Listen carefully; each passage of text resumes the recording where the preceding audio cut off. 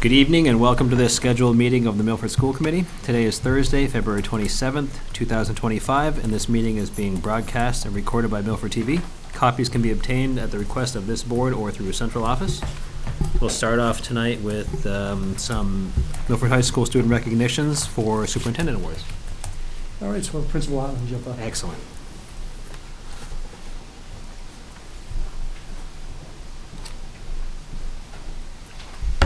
Good evening. Hello. Thank you for taking time out of the business that you have to recognize a couple of our outstanding seniors. I'm really privileged to have the opportunity to come and speak to you about two of our students tonight, Jennifer Cruz and Vidi Raval. I want to start off with Jennifer. So Jennifer, you want to come on up? You can take a seat next to Mr. Wilson. That is your prize. Congratulations. Jennifer is the recipient of the National School Development Council Award for the class of 2025. And with the National School Development Council Award, we recognize students who've shown really exemplary growth in their achievement over time at Milford High School. I want to talk to you a little bit about what Jennifer has accomplished academically, and then I want to talk a little bit about who she is as a person and share some words from her guidance counselor. So academically, Jennifer has done everything that we hope to see students do at Milford High School. With each year that she has progressed in Milford High School, she has challenged herself to a higher and higher level.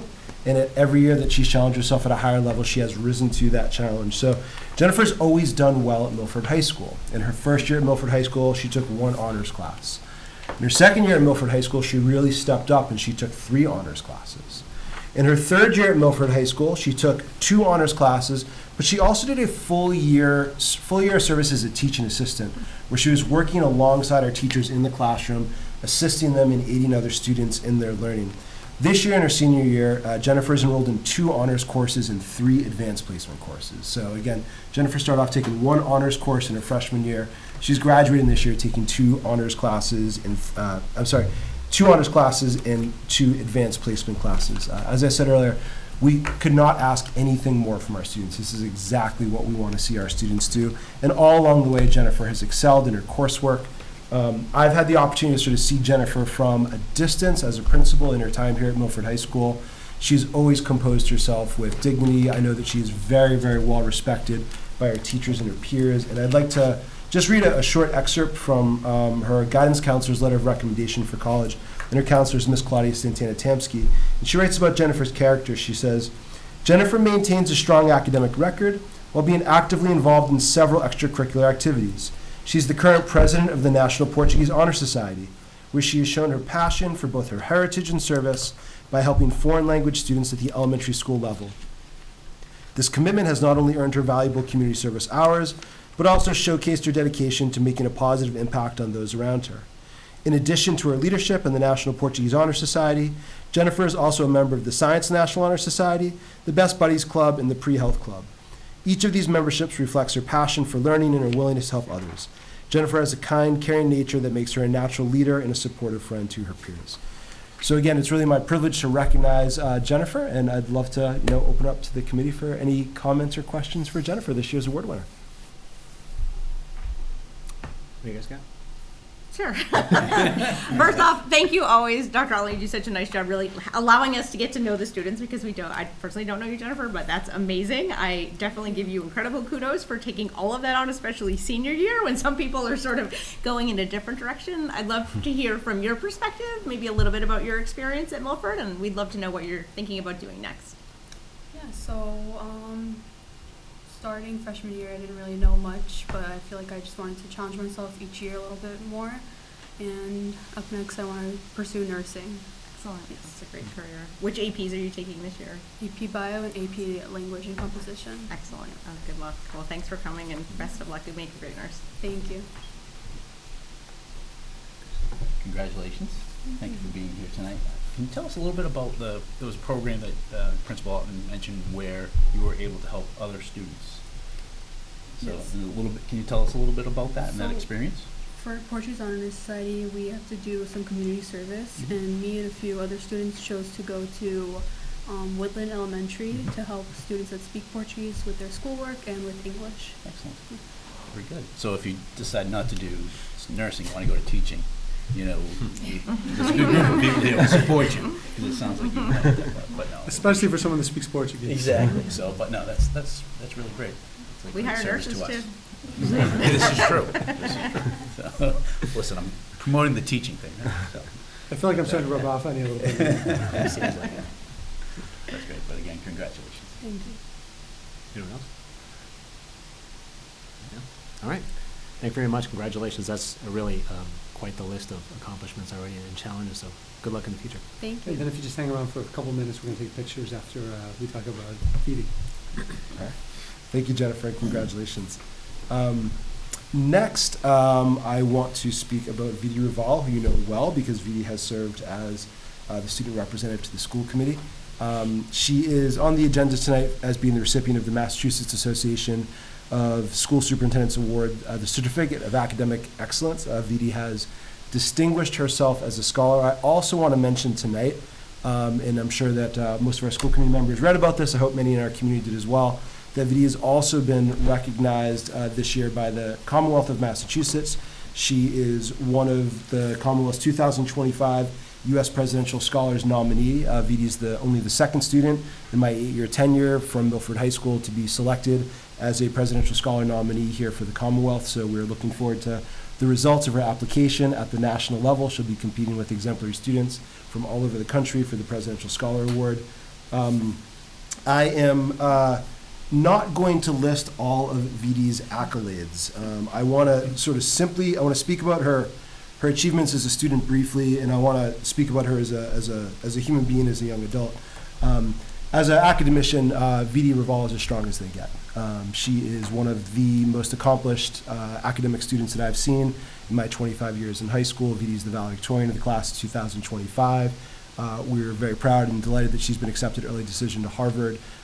As someone who's got to watch her develop over the past 4 years, it's really no surprise to me. Vidi has distinguished herself from the moment she stepped foot in Milford High School. It was clear that she was an unusual young woman and a really distinguished student. I think as impressive as Vidi's accomplishments are, I have been really more impressed with just how she has lived this experience of high school. In addition to having a ferocious work ethic and being gifted with a natural intellect, Vidi is one of the friendliest, most positive people you're going to meet. She gives of her time and talents with just extraordinary generosity. She leads by example. She truly is a servant leader, and to see that in a person so young is just remarkable. She is destined for great, great things. Her guidance counselor, Mr. Gelmini, wrote the following in his letter of support for Vidi. What stands out most about Vidi is not only her impressive achievements, but also her unwavering dedication to making a positive impact on the world around her. She's taken on numerous leadership roles, including serving as the president of Best Buddies, where she organizes events and fosters connections between students with and without disabilities. Her involvement in this program has taught her the importance of inclusivity and the power of community, values that she carries into every aspect of her life. As president, Vidi has created opportunities for students of all backgrounds to come together and celebrate their differences, an experience that has profoundly shaped her perspective and will undoubtedly continue to influence her contributions to any college community. Vidi's leadership as the president of Best Buddies is just one of a long, long list of leadership achievements that she's racked up here at Milford High School. But as the principal, it's the one that I'm personally most grateful for. Our Best Buddies organization, of which Jennifer is a member as well, plays an incredibly important role in the culture of our community, and Vidi has taken responsibility for being a great steward of that program. Her successors have very, very big shoes to fill, but she's really done a lot for our school. We are certainly gonna miss her when she's gone, but we could not be more delighted to watch her move on to the next stage. Megan? Sure. Congratulations, Vidi. Obviously, we've had, the great opportunity of getting to know you, so thank you for coming here and, sharing so much with us as you have. I'd love to hear a little bit about your experience at Milford. I think it's like, from an academic standpoint, right, we couldn't ask for anything else. Like, there's nowhere above to go. What have you gotten out of your experience at Milford High? I definitely got an amazing education. I've taken as many classes as I possibly could with the best teachers ever. But I also have an amazing community of people. Everyone here on the school committee, all my teachers, my amazing family, and also my friends. I can't say that I've missed out on anything in high school. I've gone to every event. I'm constantly with my friends. I'm with my family. So I tried to have a holistic high school experience, and I think Milford did give me that. It's incredible, and I think that balance really speaks to how capable you are, and I'm certain you'll carry that forward, so good luck to you. I should have mentioned this when Jennifer was up as well. I think I would be remiss as the parent of a senior not to acknowledge the emotional roller coaster that you're navigating, and kudos to your family, because it requires a lot of support at home to make those incredible things happen. So we'll miss you. Thank you. I'm going to miss you guys too. Look forward to getting all the updates. Anyone else? Chris? Quickly, congratulations on this award. Wish you the best of luck in your senior year and enjoying it. But I know that we'll see you, I'm sure, at a few more meetings before an official send-off. So just enjoy everything. Thank you. I'll just say similar words. Congratulations and good luck in the future. Thank you so much. I was just going to say, I don't really have any questions. I think Principal Ottman did a really great job, and the letters from both of your guidance counselors were wonderful to hear. But to both of you, congratulations. And I love hearing about your involvement in Best Buddies. I actually when I was in high school, I would volunteer with Best Buddies as well. But I recently went to the January Best Buddies dance, so it was really nice to see that. And actually, Viti, the way I met you wasn't through school committee. It was because you were helping my daughter learn how to swim. So I think that, this just shows, not anyone can get really great grades. That's something that's difficult that you have to work hard for. But the fact that both of you are so involved with your community and trying to make other people have great experiences just says a lot about your character. So thank you both and congratulations. Thank you so much. Let's give them a round of applause. All right, now we're going to do pictures real quick. So if I could have Dr. Otlin and Sharon Hughes as the coach. Thank you so Parents too. We'll take a picture with maybe Dr. Consigli. You can actually take the pictures at the end. Why don't we reverse order? We'll go Viti first, and then we'll have you guys in a second. Is that okay?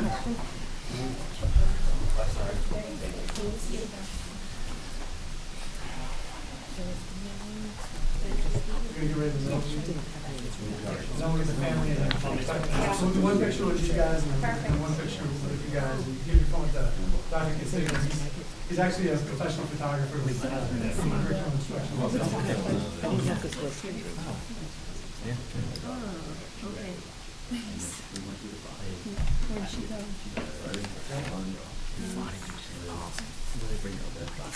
Close to The the family, the camera. like that. Hey, why don't you jump in here too? Oh, you want to come? All right, let's get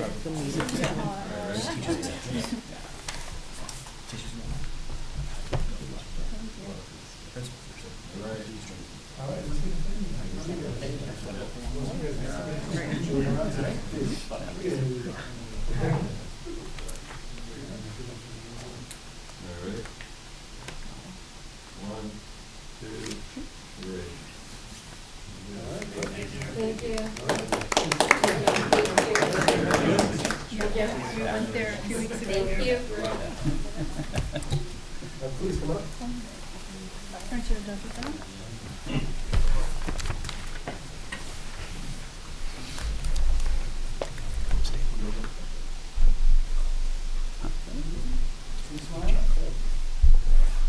One, two. I'm just kidding. Okay, want to take a picture of the family or? Is that the camera? You want to get a picture like that? Paul?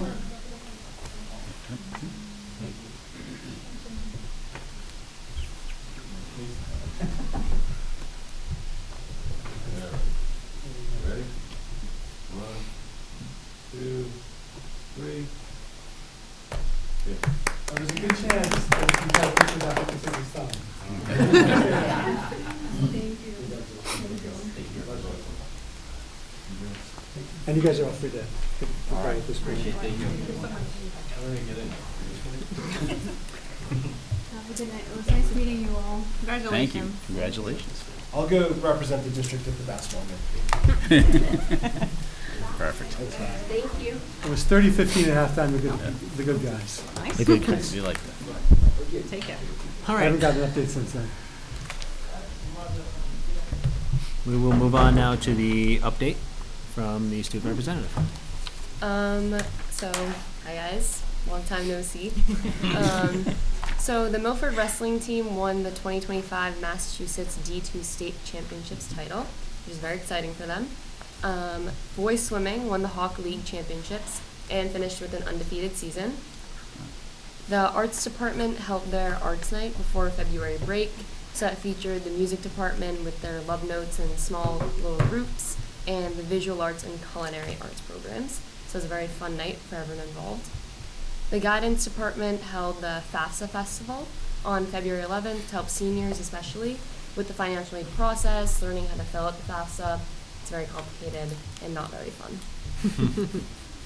On March 12th, a select number of early college students from our early college cohort will be invited to attend the Early College State House Day. So they'll get to learn about funding for the early college program across the state and how that can be implemented in Milford High School. March 14th, it's a half day, also Pi Day, will be the filming of the lip dub for the class of 2025. So that's exciting. We're all definitely looking forward to that. And as for like complaints, I think the only thing a lot of my peers have been saying are like the buckets and the smell. But we all understand that it's just temporary. It's because of all the snow melting. It's not really anything we can do. We're hoping no more snow and this kind of Yes. resolves itself in the next few days. Because there's more leaking this year than we've ever had, unfortunately. Questions, comments? Quickly, I appreciate you bringing up the buckets and in a sense tolerating it, right, and understanding that it is short-lived. So I guess we appreciate that, and if that's, you know, the kind of what your classmates are feeling, it's good to know, and I hope that, you know, as said, that hopefully the snow melts quick and the water feature stops quickly. Water features. Water features, yeah. I promise we won't have that in the new school. No water features. But yeah, no, I appreciate you being very candid with us on that. So, thank you. Maybe just a follow-up question for you. Have you noticed that issue in the classrooms? Like, I've definitely seen it in the hallways. Is it a classroom issue that you know of, or not necessarily? None of my Okay, good. classrooms have like There's- any leaks or There's anything. one classroom we have an issue with. Okay, awesome. Thank you. Thank It's you. mostly the hallways, though. And three real trouble spots. Yeah, got it. Thank you. That's it. All right. Thank you very much. Thank It was you. an easy one. Thank you. All right. So as you guys have noticed, the next agenda item is rather lengthy. We have approval of minutes, and we have them. I'm going to try to take them in 3 sections. Thank you, guys. So we'll start at the top. I'm looking at the approval of minutes for January 23rd, 2025. That's a regular meeting, and then February 11th, 2025. That would be the budget meeting that we held. There's no corrections. I'm going to take a motion to approve those 2 meetings, sets of meeting minutes together. Can you pull Correction. them apart? Or just can you separate them, because I want to vote on one and abstain from the other? Absolutely. So let's start with January 23rd, 2025, regular meeting. Motion to approve. Motion by Megan, second by Brendan. All in favor? Thanks. All right. Got that? 2 abstained, 4 in favor. Thank you. All right, and then we will go on to the budget meeting, which was February 11th, 2025. Motion to approve. Motion to approve. Motion by Chris, second by Michael. All in favor? Okay, it's 5 in favor, 1 abstain. We got the next, okay, so the next set of minutes is from the backlog of executive session minutes that were periodically reviewed. I went through those. So we have 7 of these. These are for release. They've all been approved in the past. 2 sets of them will be released with redactions due to the technicality that the AFSCME contract is not signed yet. So we're still working on that. So the executive session minutes to release are as follows: March 23rd, 2023, April 6th, 2023, April 27th, 2023, May 11th, 2023, February 8th, 2024, April 11th, 2024, and August 19th, 2024. There are no comments on any of those, which I probably should have said before. I'll take a motion to approve those together. Motion by Michael, second by Robin. All in favor? Unanimous, thank you. All right, and then the last section is executive session minutes that are being put up for approval only. Anybody have any comments or corrections on any of those? I'd just like to abstain from September 5th if we could pull those out separately. Absolutely. So let's do that one first. We'll go for the motion to approve September 5th, 2024 executive session minutes. Motion? Motion by Chris, second by Megan. All in favor? 4 in favor and 1 abstain. And then we'll try the remaining. Would that be good? All right, so the remaining executive session minutes for approval only are September 11th, September 19th, November 7th, November 21st, December 5th, and December 19th of 2024, and January 9th of 2025. Motion to approve. So moved. Motion by Michael, second by Brendan. All in favor? It's unanimous. Thank you. We will work on releasing those when appropriate. So that's it. Thank you for that. Announcements, correspondence, and distribution. I've got one if there's nobody else. Sure. Just really quickly, I just want to emphasize this again. The Milford High School wrestling team has won the state championship at Division II. This is the 3rd time in 4 years they have won the state title, which is incredible. Last year they came in 2nd. This has become a real dynasty and is really a credit to the entire program. And our basketball team, again, is up about 16 points with about 4.5 minutes left to go right now in a first-round playoff game. So those are my 2 announcements. Excellent. Sports focus tonight. Sports focused. Anything else? All right, so not. So we'll move on to invitation to speak, and there is no one here for that. Which brings me to the general chairperson update. So I do have 3 things on here, so I'll move through these hopefully quickly. Tuesday, I believe, I met with the town finance director regarding our first pass at the FY26 budget. So he did indicate there is still a sizable gap that we have here. Their hope was that we would land somewhere around the 7.5 target that was given. We're around 9.5, 9.56, something like that right now. So we do have some more work to do in terms of maybe whittling some things down. Administration has been made aware. They're going to look at it again too. And we did set a meeting for 6 p.m. next week, which is just an hour before our general meeting, to come up with what I would say is a second set of options to be able to work with, and then we may have a following meeting with the finance director directly. So, the other thing that came up, these next 2 were today. Michael and I attended a meeting earlier today with Dr. Consigli and the director of community use, which is Chris Burns. Briefly summarize, Mr. Burns was looking to do some more research and work on facility usage fees, and that did include the idea of possibly bringing fees in for youth sports groups. So essentially what Mr. Burns was looking for was some advice from Michael and I on whether or not we felt the committee would have an appetite to investigate this further given current times. And the advice that we gave him was that he should definitely look into it, gather the data, and then we would discuss it as a full committee.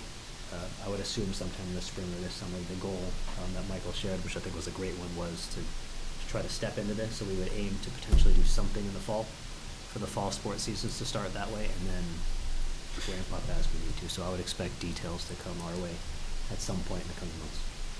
And then finally, I sat in with a meeting. I sat in with Craig Wen and Carlos on a meeting today where they reviewed open town meeting articles, and I believe this was just a request from Town Hall to periodically check in to see what can be closed. So, in short, I just have the 3 on the list that were deemed by the group as completed. So the Stacy Fire Alarm Panel is done, the high school field lighting is done, and the track and turf project, which I think we just had the repairs to like the fence and stuff like that. That was what was left open. Those are all completed. So that will give the town back roughly $29,000 of what was left open. Is Brookside closed out? Brookside is not closed out.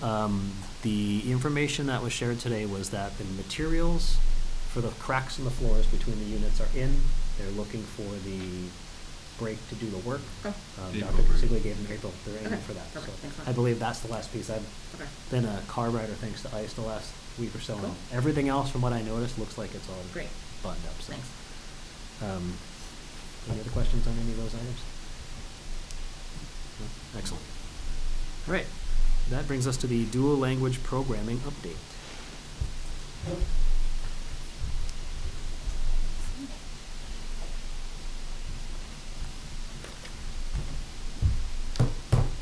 Hi everyone, good Hi. evening.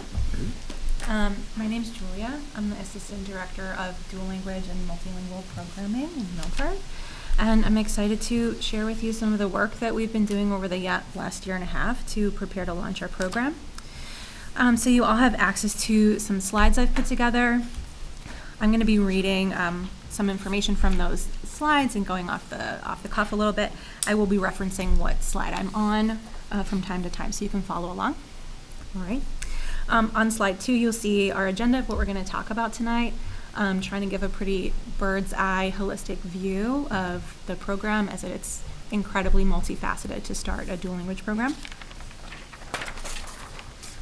On slide 3, you'll see a couple of important definitions. So we're talking about dual language education. So when we think about this specific program, this refers to any program that provides literacy and content instruction through 2 languages and promotes 3 things. These are the 3 goals or pillars of dual language programming. That's bilingualism and biliteracy, grade level academic achievement, and sociocultural competence. These goals in a dual language program are slightly different than you would find in a one-way immersion program where all students are learning in one language. So that's an important thing to remember, and it's something we keep at the forefront of all of our planning is these 3 goals. We also have the definition for a dual language learner, another acronym that we're bringing into our repertoire. So dual language learners are DLs. These are also categorized as multilingual learners. As in Massachusetts, a multilingual learner is an English learner, a dual language learner, a former English learner, or even a world language learner. All right. All right, moving on, the next 2 slides are going to give you a timeline of major highlights of what we've been planning in the past year and a half. So on slide 4, you're going to see some projects that are already completed. You'll see I was hired in July 2023, and I got started working on this project. We established our dual language design team in August of 2023, and we did our first year of planning. On slide 5, we're looking at our second year of planning. Major highlights included our La Siembra retreat with MABE, which is an organization we're paired with. MABE stands for the Multi-State Association for Bilingual Education. It's a nonprofit that works in the Northeast that we partner with extensively for consultation and support as we're developing our program. We've also started our community outreach this fall 2024. We started meeting with the community, meeting with prospective parents in preparation for kindergarten registration, which is happening now, which we'll see March 2025. We have our K-Packet drop-off happening next week, and March 25th is going to be our lottery. All right, so this is looking at what we're doing up until our launch in September 2025. I have a question. How does lottery work? How's the lottery work? Okay, so families are able to enter the dual language lottery through the kindergarten registration packet. There's a page in there that gives some context about the program and whether they want to opt in or not. When parents drop off their K-registration packet, which is happening next week, Tuesday and Wednesday, we're going to basically check off that they're interested. We're going to do some paperwork with them, including the bilingual continuum, which is basically a rating of how much English, how much Spanish each student speaks. This is going to help us collect some data and establish their lottery pool. Okay, we're going to have 3 lottery pools. The Department of Elementary and Secondary Education recommends that we maintain a balance of English learners and non-English learners in our program, and we also want to maintain a balance of students who are English dominant and Spanish dominant, okay? Also in our community, we know we will have students who are already bilingual in English and Spanish or who speak other languages. So this is how we get our 3 pools. We have our Spanish dominant pool, we have an English dominant pool, and then we have a pool for bilingual students or students who speak other languages. Okay, each of these students will have a randomly generated lottery number. The family will receive that number in the mail.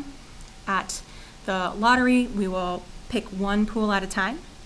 So we'll be picking numbers, announcing numbers, recording the lottery, and also recording the numbers as we call them. At a certain point, our seats will be filled and we'll start filling wait lists. So we'll do that for each pool. Thank you. Right? Yeah. Is it 50, like how is the split between your pools? intended to Mhm. be. So it should be pretty much a balance. It's a little bit tricky, right? Because we're trying to balance our languages, but we're also balancing our English learners to non-English learners. Our English dominant pool is going to be non-English learners. Spanish dominant will be, and then our third pool is going to be somewhere in between. So you could say it'll be about a third, and a third, but we do have to look at our whole pot before we can determine those numbers.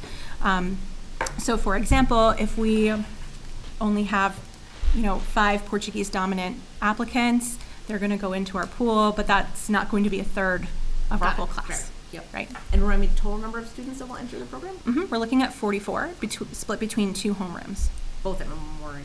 No. Yes. Okay, great. Thank They'll you. both be at Memorial. Cool. Thank you. Any questions? All right, stop me if you have any more questions. All right. Looking on to slide 6, this is just an explanation of the dual language program application process.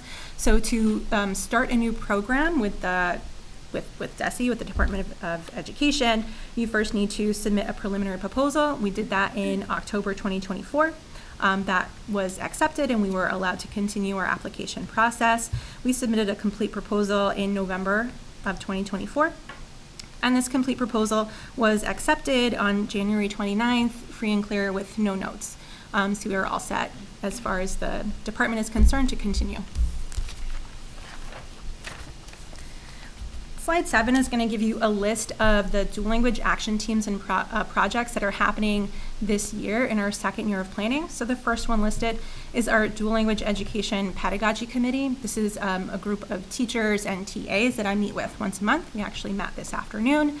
As you'll see soon, we already have our kindergarten and grade 1 teachers and TAs ready to go. They are already working together and building relationships at this point.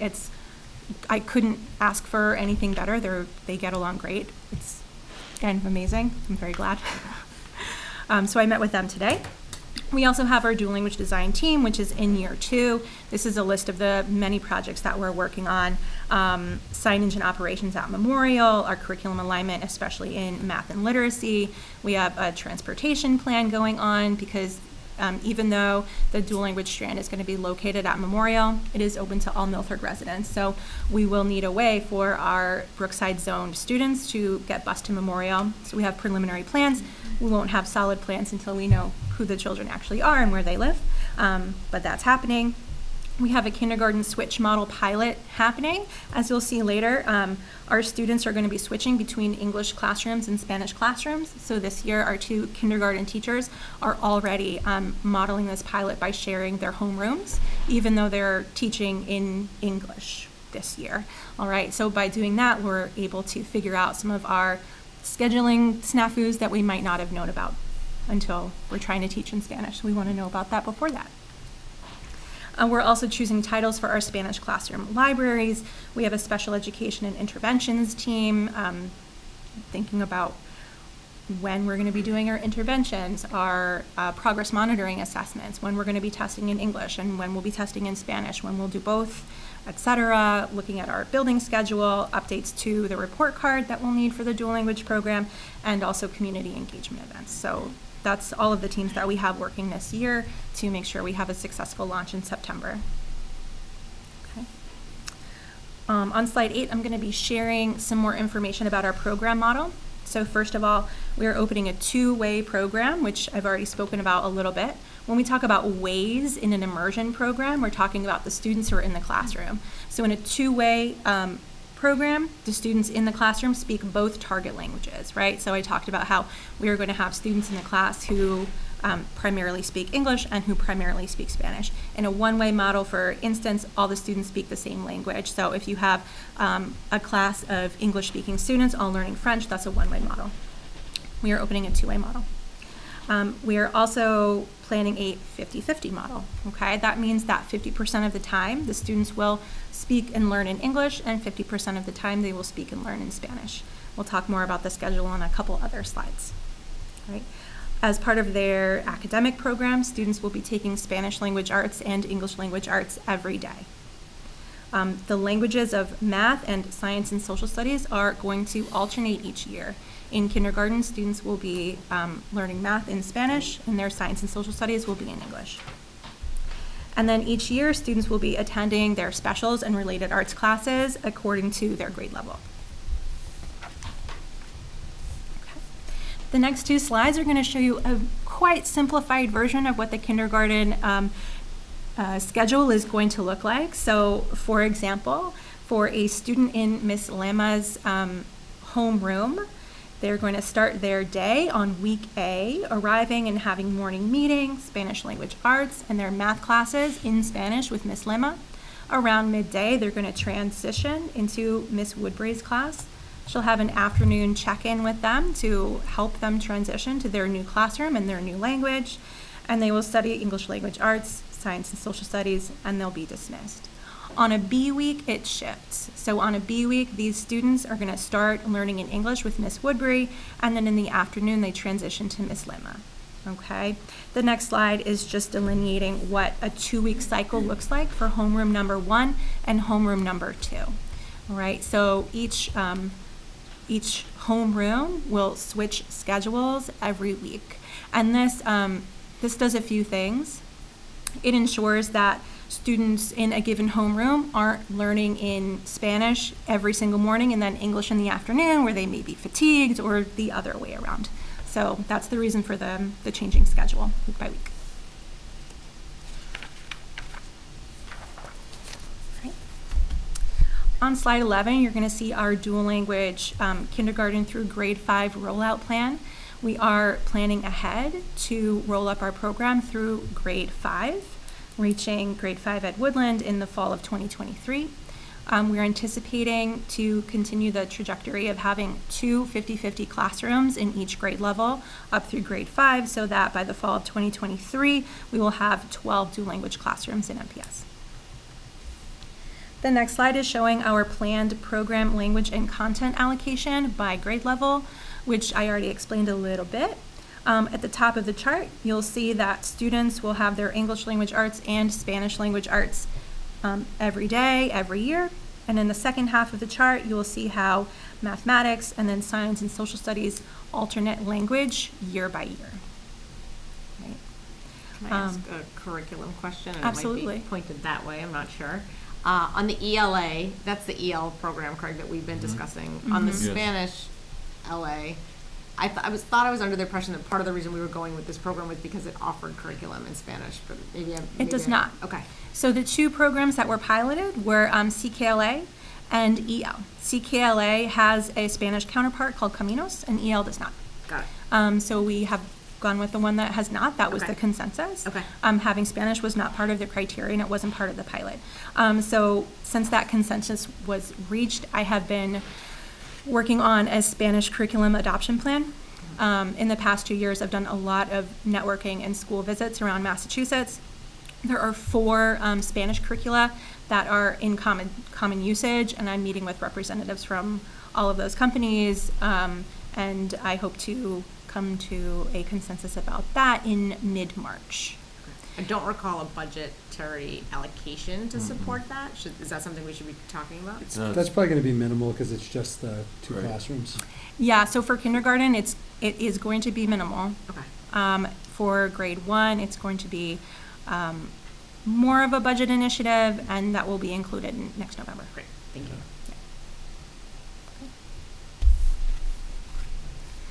All right, on the next slide, as you'll recall, I was talking about some community engagement events. You'll see a list of our previously held events. We had a drop-in session in November. We had a presence at kindergarten packet pickup night, and then we also held 3 in-depth information sessions in February. Upcoming, I'm holding office hours just in my office for any families who are entering the lottery and want to sit down and have an in-depth conversation, whatever questions or concerns they have. I'm going to be meeting with them. How's engagement been at those events? I'm just curious if you're...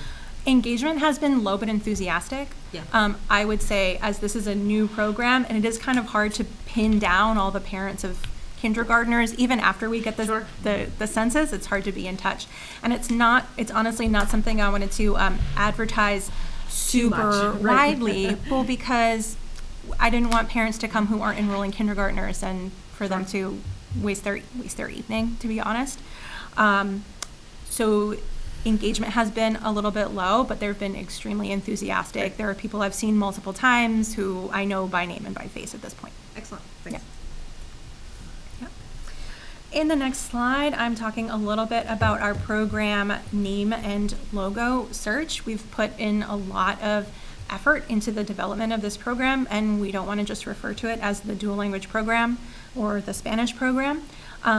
So we have a process where each member of our dual language committee and our design team is nominating a name this year. So we're going to have 17 total nominations. In May, we're going to vote. So we have a top 3. We will develop 2 logo options to go with each name. And then we're going to have our enrolled families vote on the final name and logo. So we have multiple points to have community voice involved in our program naming. And this is signage we'll also develop to be present at Memorial. All right, on the next slide, you're going to see the 8-step process of our lottery and registration, which I already went through a little bit. We talked about how families are entering the lottery through the kindergarten registration packet. We will get their information at packet drop-off. They will receive a lottery confirmation letter that has their pool and their number and an invitation to observe the lottery. After the lottery, each family is going to get a phone call with their result. There are going to be 2 results. We're calling an affirmative result, where they get a seat, and a waitlist result. So they'll receive a phone call with their result and what next steps they will have. The next day, they will get a letter in the mail. Again, there's an affirmative letter whereby they can confirm or decline their enrollment in the program. And then there will be a waitlist letter as well that will go out. We're going to ask families to confirm or decline by April 8th. After April 8th, we will look at our enrollment and see if we're going to start contacting folks from the wait list at that point. Right. This summer, we're also planning to invite enrolled families to a short dual language program orientation, which will be 4 half days at Memorial. So students have a little bit of K-readiness in English and Spanish. The next slide, I'm introducing a document which I believe you also have access to called the Language Learning Handbook. As we transition into a dual language district, it was recommended to us by MABE and other organizations that we develop a language learning handbook, and it outlines a few things. So number 1, our district's language learning philosophy. It describes our language profile in regards to our staff and our students. And it also shares up-to-date expectations and best practices for our 2 programs, right? So we now have an SEI, or Sheltered English Immersion program, to support our English learners. And we also have a dual language program, which supports our English learners and our other multilingual learners. These programs vary greatly in the language expectations and best practices. So this is a document for staff, families, and community members to understand what's going on in these classrooms. Right. On slide 17, you're going to see links to a couple of resources that you may find interesting. And that's all I got so far. Other questions? Yeah. Thank you. When I joined school committee 5 years ago, this is one of the wishes I had for the district to do an immersion program. And so thank you for putting this together. Clearly well thought out, so good, thanks. You're very welcome. I'm happy to do it. Before I came into this role, I was the English learner coordinator here at the high school. And I didn't know that this was upcoming. I was just hanging out doing my job. And I saw this posted, and I love a project. I love language learning.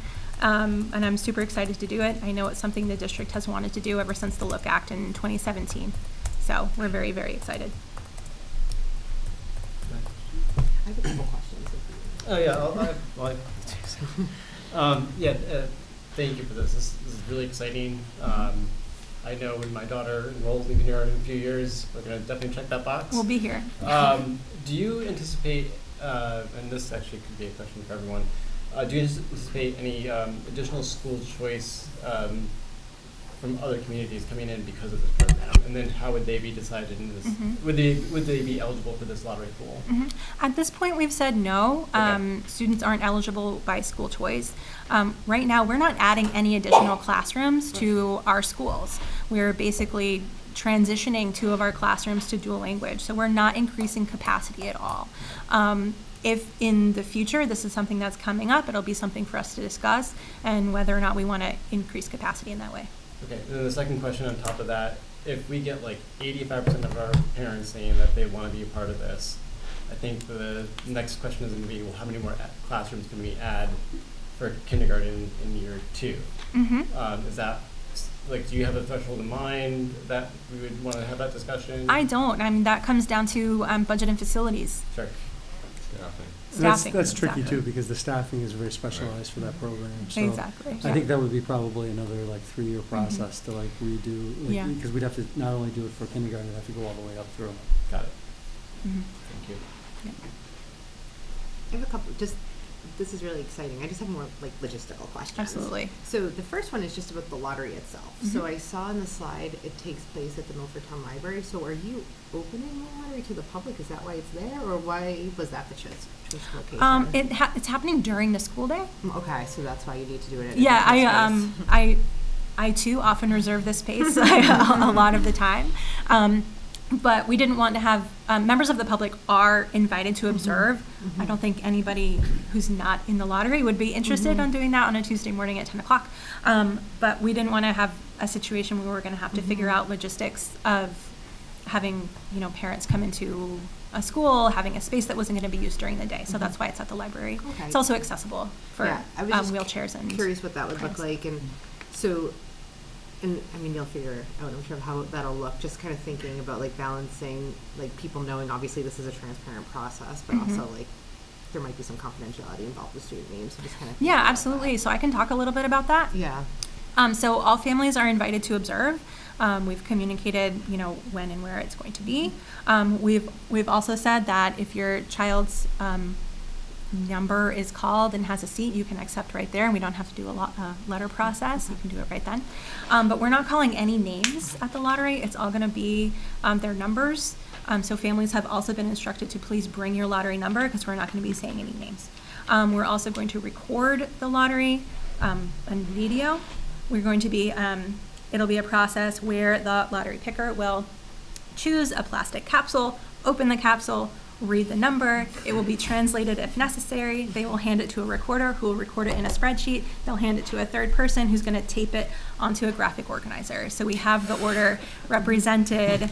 It's on video. We're saying it out loud. We're translating for anybody who needs it. We have Spanish and Portuguese on board. We're going to have it in our spreadsheet, and then we'll also have it physically represented. So I think that's really helpful to hear, right? Because I'm sure, individuals entering the lottery, especially very limited number of spots, families might be excited. So Yeah. it is nice to hear that it's going to be a very clear and transparent process.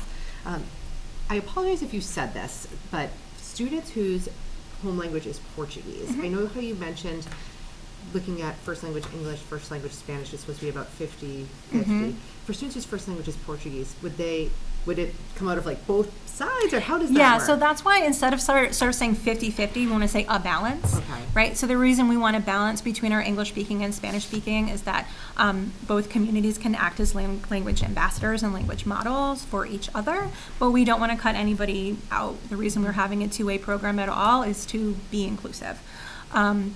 So that's why I kind of say between our three pools, it's going to look like a third, and a third. Language-wise, where you come down to the 50-50 is what the state says about English learners to non-English learners. So the non-English learners will speak English, and then the English learners could speak any language. Okay, sounds good. And then my understanding is students would enroll in kindergarten and continue. Correct. Is there a process of, say, hypothetically, a family decided to exit, a process for families to exit the program? Yeah, there is. So if any students are struggling socially, academically, in any other way, they're going to be referred to our MTSS process like any other student. And we will, put interventions in place. We will do progress monitoring in order to support that student. Families will be able to withdraw their student. When they confirm their seat, they basically sign a letter that says, I fully intend to support my student through grade 5, but we understand that might not be a good fit for everyone. Depending on the time of the year, if families decide to leave, we would highly encourage them to wait until the next school year so that their child could start the year with a new homeroom from the beginning. Makes sense. And then I just had two more quick questions, sorry. So looking at the kindergarten for next year, I see, obviously the students are getting Spanish language arts. What are the other kindergarten classrooms doing during that time? Is there a specific, is it more English language arts that they're Yeah. doing Spanish instead? Okay. Okay, so when we're in a dual language program, we need to think about holistic literacy. So literacy is a skill that exists in your brain no matter what language you speak, okay? So basically, we need to look at the number of literacy minutes, not even thinking about ELA, just the number of literacy minutes that a kindergartner gets, all right? Those minutes are going to be split between Spanish and English, right? So the students in the dual language program, when they're learning with Miss Woodbury, they're going to have fewer English literacy minutes than your average student because they're making up those minutes in Spanish. As part of our curriculum alignment process, after we've brought on our curriculum, we're going to be developing a holistic scope and sequence of our foundational skills to see what's the same, what's overlapping. So for example, the sound letter correspondence for M transfers in English and Spanish. So wherever M comes up first in the scope and sequence, they're going to be teaching the children M for the first time. All right, the classroom, whether it's English or Spanish, who does it second, that's going to be review. Right? So we don't have to double our work. We basically have to look at, in our curricula, in Spanish and English, what's overlapping and what's discrete. We're making sure that everybody's getting what's discrete and what's overlapping could happen in either classroom. Okay, sounds good. And then my last question, which you might not have the information for yet, but I know you mentioned you've been talking about transportation. Mm-hmm. Are we anticipating an impact to the transportation budget by having, to rethink the routes a little bit for kids that normally would go to Brookside? I can take that one if that's okay. If you want, we have met about it already, but yeah. Yeah, I don't think it's going to have an impact on the transportation. It may have a slight impact, but again, I don't think anything that we can absorb in the budget and supervision. Okay. So we're going to have to really look at what the numbers look like to really have a clear sense of it. But we think we can manage it without increasing the budget. Sounds good. Thank you. Those are all my questions. Thank you for that. No problem. I hope I was clear. Anyone else? Quickly, thank you very much for presenting tonight. I don't have any Yeah. questions because I feel like you covered a great deal of this, so I really appreciate that, especially in the that action and team projects. Okay, so I appreciate all the information that you delivered to us, and good luck. Thank you. All right. Thank you very much All for right. coming. Thank you. Good night. All right, so that brings us to spring town meeting warrant articles. So I believe that these are due into town hall tomorrow. But we did put some thought into this. So the first one listed here is the vending machine article, which I think I opened. Here it is. Now, if there's any questions on this, this is the one that I believe comes up every year. Do we vote on this? I don't recall. Did you? The warrants? On moving them forward to town? Yes. Yes. Okay. Yep. There's no questions on the vending machine one. I'll take a motion to approve. So moved. Motion by Michael, seconded by Robin. All in favor? Unanimous. Thank you. All right. So the second one that you guys see here is for the literacy curriculum's one-time cost. This was the result of a discussion with Dr. McIntyre and then the finance director at Town Hall in an attempt to do two things. Number one, bring our operational budget percentage down a little bit, and also to make it above and beyond clear that this is a one-time spend that will not stay inside the budget the following year. So the finance director supported this idea. It was his recommendation to leave it blank for now so that we can pass it on to the town administrator, and it may get withdrawn if it all fits into the budget the way it needs to. But he wanted us to get it out there in their hands so they have it ready to go, and then we'll work on that piece after. The number, I'm going to make this up, she might have it a little more accurately, is somewhere around 378,000 for the first year cost. It's about that.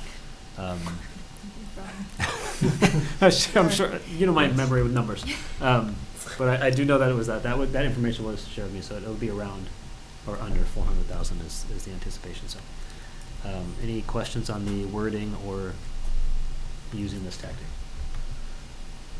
I do have to share this with FinCom and the education group and Al, so that's on my list of things to do probably tomorrow. All right, if we support it, I'll take a motion to pass it along. Motion by Brendan. Second by Michael. All in favor? Unanimous. Thank you. Policy. We have one, file IKF, competency determination and graduation requirements.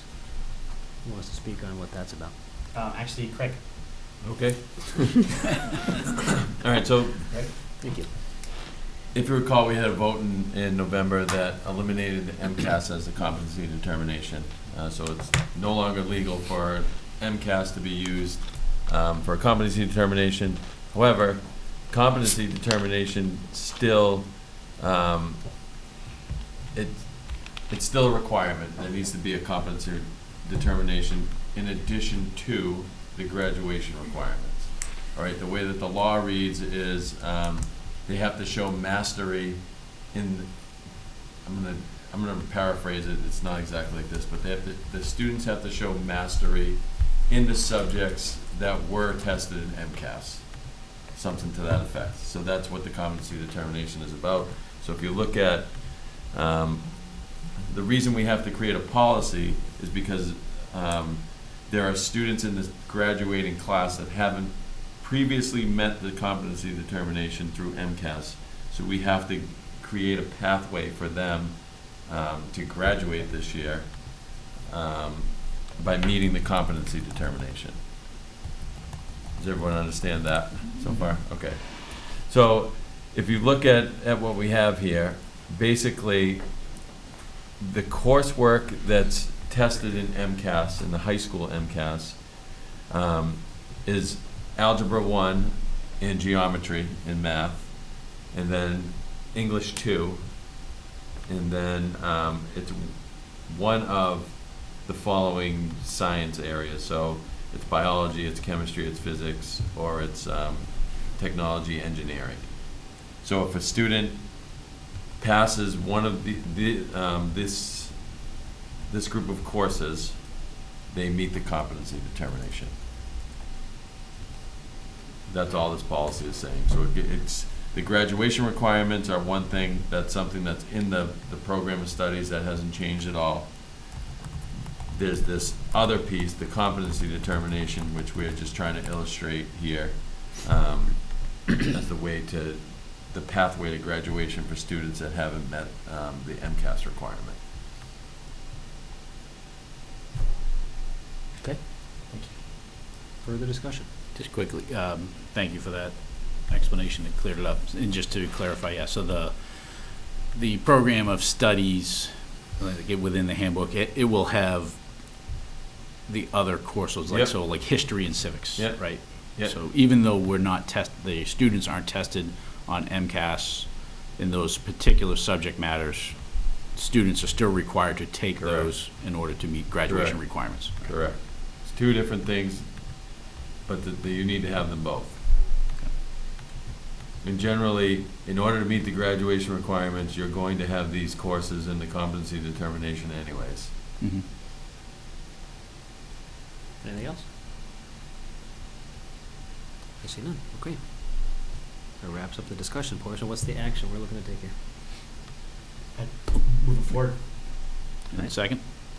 So it's a motion by Michael to approve the policy file IKF competency determination and graduation requirements. Second by Chris. All in favor? Unanimous. Excellent.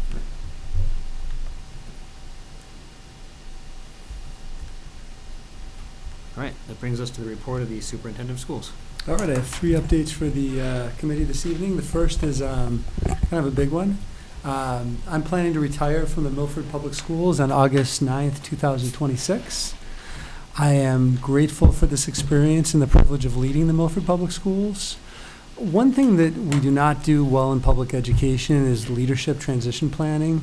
And I've been speaking with both the chair and the vice chair of the school committee about some ways to support a successful transition to the next superintendent. And I just want to be clear that I'm invested in supporting that transition.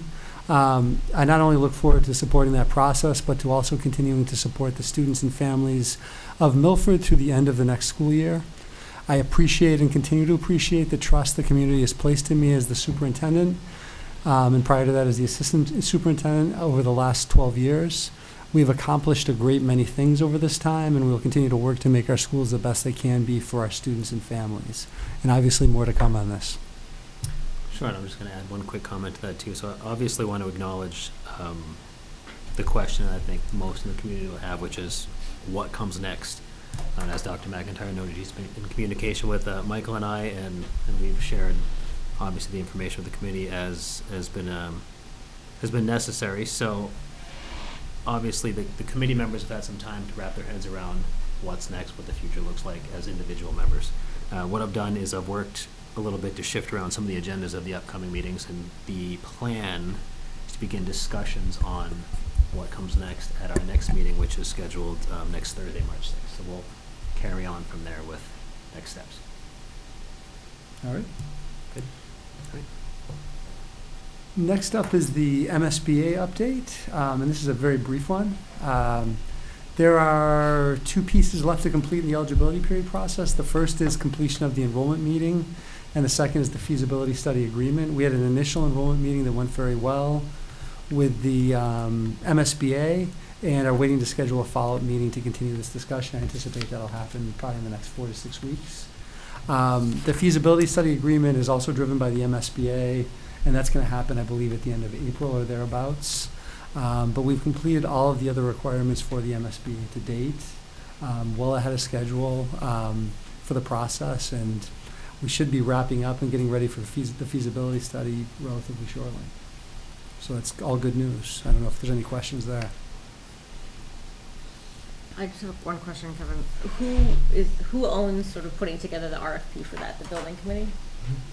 For The feasibility study, sorry. That wasn't yeah, clear. yeah, the building committee will work with it, and I think the school committee has a part to play as well. Okay. Last is kind of this is something that I think we just have to keep in mind. Policy update. We're seeing shifts in policies with the new federal administration, and then sometimes shifts to those policies, and then sometimes court challenges by multiple states to those policies. So I want to say we're committed and required to follow state and federal laws as a school department. But there'll be times when, again, the policies are litigated or rulings are made on regulations. And I want to be cautious in reacting too quickly to a policy or regulation change, because sometimes we have to let things percolate and marinate a little bit before we jump to changing our policies. And it's funny, like the Title IX thing, it's not really a great example because we've been working on it a while, and then the new administration came in and everything kind of reverted back based on the judge's ruling. But I think we're going to see a little bit more of that over the next couple years. I'm hoping it's going to slow down in the coming months, but I think just be aware of that and cognizant of that. And we'll be bringing, I think, some policies to retire and then some policies to bring back, and hopefully we don't have to do a ton of that over the next couple years. But we'll see. We'll see what happens. Just more of an FYI than anything else. And, you know, we're having attorneys look at this, both our in-house counsels as well as some of the counsels we use regularly for policy and other matters. So. And that'll continue to happen. That's more just an FYI. I don't think there's anything more to be said there. All right. Thank you very much. That brings us to the report of the Assistant Superintendent for Curriculum Instruction and Assessment. Thank you, Mr. Chairman. I just want to give the committee a brief update of, I guess, all the irons in the fire right now. Just so you're aware of just all the different things that we have going on. I know that some of these things are near and dear to all of you, and things that we've talked about not only this year but years past too. So I think it's important to note that a lot of this is based on our curriculum review process, which is a fairly new process that we started a couple of years ago anyways. And so there is a link to the 2024-25 curriculum review process. It's also focused on HQIM adoption. We prioritize mathematics first, and then going into K-8 literacy. And then finally, this last piece that we just talked about was the competency determination. There's still questions around it. So although we I guess what Dr. McIntyre said about policy changes, there is some more policy change about the competency determination that may come next year. This is what we just passed through this year is just to get us through this year. I think the state is trying to create a different, just guidelines for districts. in one of the pieces of the guidelines that we have to have a policy in place. So I think they're going to give us guidance on what that looks like in the future. So in mathematics, we're in year 3 of our K-5 adoption, year of illustrative math, sorry. We're in year 2 at the 6-8 level, year 1 at Algebra 1, and we're hopeful that in 25-26 we'll be moving forward with geometry and Algebra 2 in illustrative math. We're in year 6 of ST math adoption. And then we have this Math Connections course at Stacy, which we're really excited about, and it's still, we're still building it as we go. There's 3 different pieces of it right now that we're working with. In this Math Connection class, we're working with a program called Rapunzel, which helps kids basically trade stocks, and helps them understand what that's all about. We have a financial literacy curriculum with Fit Money, and then we're working with PBL Works through a grant with 1-8, where we're creating project-based learning opportunities for kids in mathematics, which are supposed to go along with what we're doing in illustrative math. So again, that's something that's ongoing, and we're really excited about. I think at the end of it, the goal is that kids going through Stacy Middle School will end up with 4 years of math in 3 years. And I think that it's a model program that hopefully it bears some fruit for us, for our kids anyways. ELA in reading, we're in year 1 of Amplify ELA adoption. That's in 6-8. We all know that we came to consensus at K-5 with EL education. We have partnership, we have a GLEAM grant, and this is year 3 of 3 for the GLEAM grant and supporting what's happening in 6-8. They helped us through the process of selecting a program. We're in year 1 of 3 in our Learning Acceleration Network, or LAN, for K-5, where Carol and others work with folks at the state level to help us through that process. We're in year 2 of Ignite, that works with high dosage virtual tutoring at grades 1 and 2. Unfortunately, that funding is going away after this year. That was a grant-funded program through 1-8, and basically 1-8 trying to show proof of concept to the state. The state has announced that there is going to be some money for high dosage tutoring programming, but they haven't released any particulars yet. So we're hoping for that to come through. Moving on, we have some STEM and science initiatives right now. So Open SciEd, we're in year 3 of our 6-8 adoption. So at the middle school level, we're fully implemented with Open SciEd. We're in year 2 of field testing at grade 5, so all of our grade 5 classrooms are using Open SciEd units, and they're just learning actually about the last unit, I believe, coming up. We have a select group of 3rd and 4th grade teachers that are using it as well. We're hoping that in next year we'll have full Open SciEd adoption at grade 5, and we'll pilot one Open SciEd unit at grades 3 and 4. And then hopefully that'll lead to a full scope and sequence at K-4. I know that we've talked about this before. We're really trying to slow our roll with science and social studies, the same way we did with literacy, because we feel like at K-4 there's only so much that we can put on our teachers, and so that they can roll out programs well. So we want them to do a really good job with math, so that they're confident in. This will be year 4 coming up. Now in year 4 they're rolling out a literacy program in year 1. And so we're going to have to do the same sort of thing when we're doing social studies and science as well, just so that they're comfortable and they know the ins and outs of the program as they try to roll out a new program.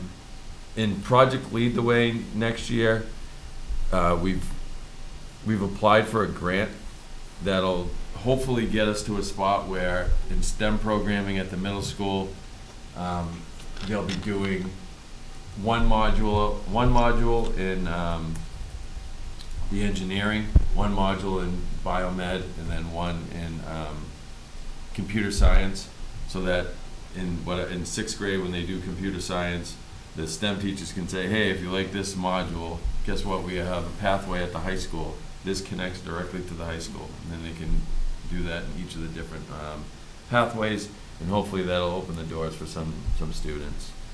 And then also next year we'll be reviewing what's going on at Project Lead the Way programming at K-5, just to ensure that we're aligned going all the way through. It's challenging to fit what we have going on in STEM just because of the schedule constraints. At the elementary schools, we run STEM on a week-to-week, on like a 2-week cycle, but they get it 3 times during the year. And at Woodland, we run STEM once a week, and it's a tough model to do projects over the long term because you got to keep revisiting one time a week, so it's hard. Social studies, we're actually beginning curriculum writing at the middle school starting tomorrow, actually, with our 8th grade group. We have a consultant to help us with that.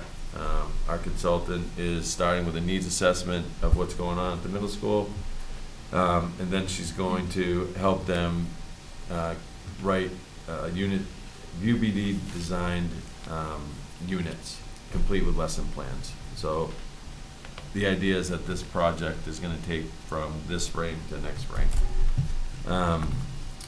We have the full year American Government course with an embedded civics project that's taking place. We have a grant to work with the Democratic Knowledge Project, or DKP. We're in year 2 of our grade 5 humanities course, which sort of condenses our writing and social studies course in grade 5. And then hopefully, like I said, in elementary, we're looking at 26 to 27 to create a scope and sequence off of EL and be able to bring more of the social studies standards into literacy so that we can reduce the number of social studies units that we have at the elementary level to increase the number of science units that we have, if that makes sense. But I think that's going to take us a year or 2 anyways. Health and wellness, we have groups of our PE and health teachers working on curriculum maps. That's going to be a full year process. It started, I have March there, but it actually started in February. Some of the questions that we need to ask are where do SEL initiatives fit? Where does like bullying curriculum fit in our health? And how do we get an elementary health curriculum? I think that we can all agree that it's nearly impossible to put one more thing on an elementary teacher's plate. So how do we make that happen? Does it happen in a PE course? Or do we have to hire health teachers to make that happen? So that's some of the stuff that they're working through right now. You heard about the dual language programming. We have high school and middle school teachers revising world languages. At the middle school level right now, this was the first year we had to change our programming. We had, we used to have a full year at 7th grade world language. You get to choose coming out of 6th grade. You either go into a full year of Spanish or a full year of French. For this year, it's changed where every student that's taking a world language gets a half a year of French, half a year of Spanish, then they make a decision going into 8th grade after actually basing it on a half a year of whatever language they like. And then we're doing the same thing up at the high school where we're revising based on updated frameworks and also writing UBD designed units. And then finally, the work that we're doing with performance assessments that hopefully aligns to our Portrait of a Graduate. We have some cross-district collaboration going on with MCIA. And yes, MCIA is still alive and well. We actually have some teachers going to the State House on Tuesday, I believe, to talk through what performance assessments are and how we use them in our schools. And I think a good example of it is the civics project that we run in 8th grade in the high school. I think one question that we're wrestling with performance assessments is how do we do a better job showcasing the student work. We do have specific events like the art show at the end of the year. Just recently there was an STE, high school STE showcase where there was a bunch of projects out here. But how do we do a better job showcasing K to 12, all the things that we're doing?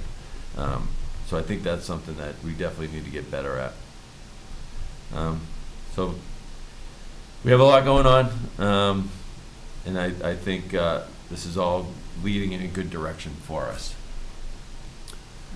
So I would say, unless your question is brief, let me rephrase that. If it's a brief or high level question, we can field those now. If it's something more in depth, then let's put it on that specific topic on a future agenda item, and we can talk it through a little more.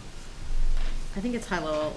Can you just understand how we're supposed to think about the curriculum review rubric for new curriculum? Because I would think that would be like off the shelf, check, like. The rubric? Well, your process, right, has a rubric in it. It talks about alignment to standards and modern learning practices. Like, that's some of what we're buying, I would think, right? Yes and no. All right, we can talk about it later. Yeah. Okay. I don't. In theory, yes. Okay, we'll shelve it. Thanks. Quickly, just a quick, more of a statement, as you were talking about trying to fit in more science and STEM. Have you ever thought or considered just having a science and STEM week or day, anything like that? So, more of an idea, you don't have to really, it's more of a statement as opposed to a question. There is a STEM week, it's in October, and we do run different activities. Well, like more, I guess, more scheduled out, Yeah. if you're saying you're trying to get that in, that's all. So it's an idea, maybe Yep. just putting the bug in your ear. Yep, thank you. Any more bugs to insert? I got more than. I bet you do. If you're gonna hold me down. That was actually a wide open woodland joke. That Yeah. that for a while. All right. Thank you for that update. So we will go now to the report of the school business administrator. Thank you, Chair. There are several links about the FY25 budget report, and the first link is second quarter report, which is supposed to be reported a few weeks ago, but we canceled it due to snow. So if you open it up, and it's very similar to the quarter one report where I explained the negative balance in each of the accounts in the budget detail report, which is the second link. And that data is from February 4th, and I also attached the most recent one from yesterday, reflecting the balance as of yesterday. And for the second quarter report, I would like to, I drafted a motion at the end to transfer balance from accounts by function. I'd like to motion as proposed to move the monies from those accounts. Okay. Second. Motion by Brendan and second by Michael. Do I need to read that out considering it's buried in this document, or are we good to go? No, as presented. All right. So motion by Brendan to adjust the budget As proposed. categories as proposed, and a second by Michael. All in favor? That's unanimous. Thank you. Thank you. Any questions about the 25 budget? Yes. Yeah, I saw the Q2 tuition expenses are already almost $1 million higher than fiscal year 2024. And this is the first document, the report, the Q2 report. Yes. Do we anticipate that continuing over into next year as well with that significant increase? Increase from 24. Right here. Oh, yes, yes. The tuition, like I mentioned, for quarter one, because of students' needs, tuition expenses is a lot higher than last year. So we just to keep monitoring it. And as you can see, we transferred some money from other accounts to tuition. And we potentially will have some money transferred back from the town because of, for circuit breaker, about 150,000. So that will help offset this deficit. So we're seeing two things in special ed. One is the tuitions increased pretty dramatically, just percentage-wise across the board, just based on some guidance from the state. They're allowed to increase their tuition more than they have been. The Chapter 766 schools, which are the out-of-district placements. The other thing is I think the mix of out-of-district placements just happens to be more expensive this year also than it was. So you have those two factors, and that's just based on the needs and the mix of students that are, receiving those things. So some students will age out, students will move, so it'll be shifted. So my prediction is it will continue to go up just based on just the increasing costs of these particular programs. Sure. But the mix of students that we have and are providing services to are almost a bigger driver than the percentage increases in a sense, because, if we have a handful of very expensive placements, it might drive the cost up more than, say 7 to 10 placements that are like a lot less expensive. Got it. If that makes sense. I'm not saying it right, but I think you get what I'm saying. Yeah. Thank you. I just have a follow-up question. It's actually on the prior document when we were going through the transfers, but one of the fixed charges cost savings was due to crossing guard vacancies. I just want to make sure that we have all those spots covered. So I think there were gaps in coverage. I can't tell you if we're fully staffed right now. Okay. But I know whenever there's an opening, we do work to fill it.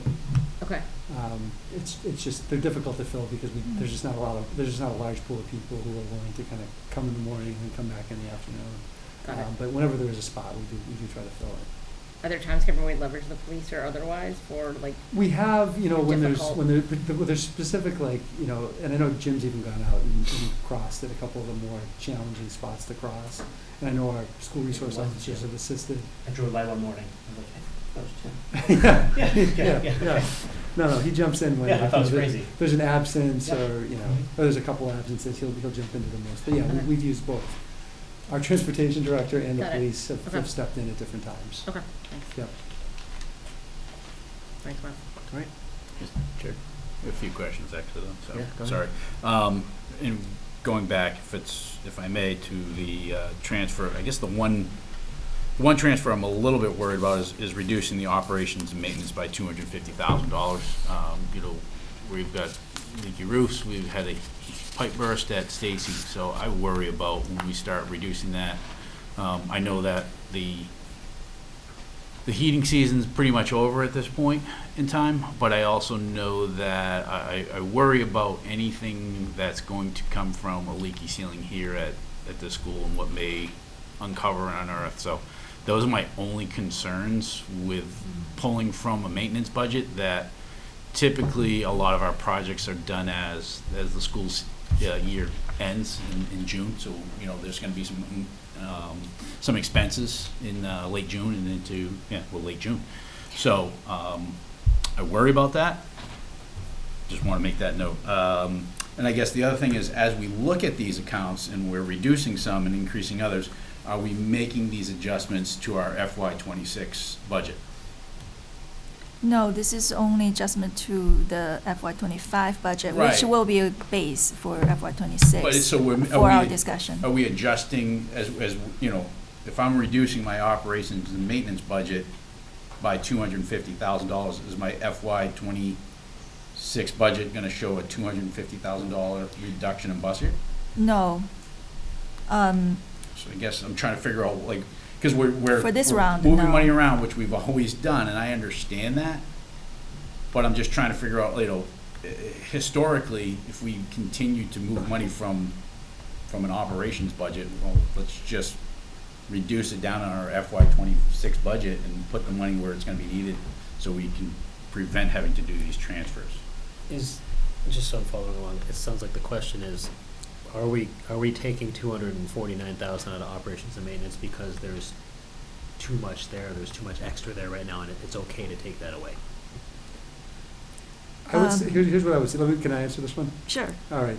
What I would say is that typically any money that's, like, Chris is absolutely right. Any money that is, I don't want to say leftover because that's the wrong way to do it. We put towards projects in April, May, and June. We've done that historically to kind of do, like not major maintenance projects, but things that fall between like a big, Things like that. yeah. And this year we're probably going to be able to do fewer of those. I would say that, the budget that Wen has put together was very thoughtful for '26, and I think is reflective of real costs. I think some of the challenges we've had to face in terms of shifting money around, prevents us from doing some of those maintenance projects that we typically do at the end of the year. So I would not play around with the maintenance budget because, we may have to bring some of that money back if, like, to Chris's point, if an issue occurs that's significant, or we get on that roof once everything melts down and say, hey, we got to do X, Y, and Z. Right. We may have to figure out some other strategy. Mhm. Does that answer the question? Yeah. I think both of you were asking. It does for me. It does. Like I said, I agree with you about needing to transfer the money to those other budget line items that are in deficit, and that there's extra money. I just worry about bigger projects that may or may not be able to happen. Or again, another pipe burst, and all of a sudden we need that in our maintenance budget. So again, I just looking ahead and just seeing how we can plan better for our FY26 budget. Right. Understood. Yes. And it's important to note that Wen did not put together the budget for '25, too. I just want to say that publicly. Like, this is not a budget she developed. Yeah, we cannot predict the future, right? This report is from 3 weeks ago. Right. And I didn't know about the leaking the buckets. Right, So maybe next year we're looking at a very healthy tuition budget, and then we don't have to touch those. We can do more projects. No one told you needed to buy an umbrella during the month of February. Then. Yeah. So. She doesn't have a recycling bin anymore. Yeah. For inside use too. Okay. Good. All right. Okay. So for FY26, the chair has done a good, very good update already. I don't want to repeat. I just want to maybe give you some numbers. So with the approved initiatives, after the 2 budget meetings, the total increase is 9.56%, but without the literacy curriculum, the total increase would be 8.95%. And in the next budget discussion, we will figure out strategies to bring the budget as close to the town guideline as possible. Sure. And then FinCom had the meeting, and they sent us a set of questions. We'll discuss those questions as well. And I put together the grant summary. Thank you. And we can look at those too. That'd be great. And also the capital budget, we need to revisit. Feels like an hour is not going to cut it. And before the meeting, if you have specific questions or information you need to put together to help with the discussion, I'm happy to. And so we're meeting Monday when, Craig and I? Yeah, just 3 of us, and Yeah. then the whole committee will meet Thursday Yeah. at 6. Yeah, so if you can get the questions that you have to Wen by Monday morning, that'd be ideal, because then we can kind of work together to address them. Right. Anything else on that? And yes. Oh, has FinCom reached out with the education subcommittee about scheduling a meeting? With us specifically? Not yet, no. Okay. I believe Mike wanted to get his questions in to try to get answers from that, and then I believe after that we'll have that meeting to talk to. Does that process sound like what they've done in the past? It has, yeah. Okay. That's why. Yeah, I just wasn't sure. I was kind of looking ahead. He has copied me on Mike Nicholson of the FinCom Education Subcommittee has copied me on the emails that he sent to Wen and administration. So. Yeah, I remember that. So next is the personnel update for your information. And on that, I want to also give a quick update on the HR consulting services we talked about a couple months ago. And so since November, we've worked on that, and we developed a scope of work. And there are 5 focus areas. So the first is the HR compliance and the procedure review. And second is personnel policy and the procedure document, for example, HR handbook. And the third is the staffing analysis, especially in the central office. And the software utilization, how to utilize it, use the Budget Sense and the ticketing system more efficiently. And the final one is to initiate a job description workforce, because we need that. We don't have good job descriptions. So we got the quotes and got the timelines from the consultants, and as we plan to move forward, we're informed by the town that they're doing a town audit on the school central office. So we don't want to duplicate the work or waste the resources. So we decided to pause our process and just to fully support the town audit, and we're eager to hear the findings and the recommendations. And that's it. Any questions? Yeah, that makes sense, especially for the financial piece, but why wouldn't we move forward with like the job descriptions and the other HR kind of stuff? Because, so based on the timeline, the compliance and procedure reviews, like staffing analysis, has to be done first before they move to the second stage. So that'll be the same set of interviews with us, which the town audit is doing. Okay. Does that make sense? It does. Thank you. All right. Thank you very much for that update. So we'll get to that whenever the town is done. I don't know how long their process is going to take. I haven't heard. I don't know if you have. So we had several interviews already. Craig was the first to be interviewed. Okay. And my interview and the other staff interview is in March. Okay. And I don't know when the report's gonna come out. Okay. But so our hope is to hire someone for this year to help with HR and benefit, but I don't know, maybe not this year. We'll see what happens. We'll see what Okay. happens. All right. Any other thoughts or questions on that before we move on? No? Okay. So that brings us to, where am I? Consent agenda. So we have 4 items on the consent agenda tonight. So we have approval of warrants. There are 14 in the amount of $938,431.58. There is professional development for $23,035.41. There's one gift. It is in the amount of $4,000 from J.S. Lim Foundation for math and science prizes. And then we have February grants totaling $110,000.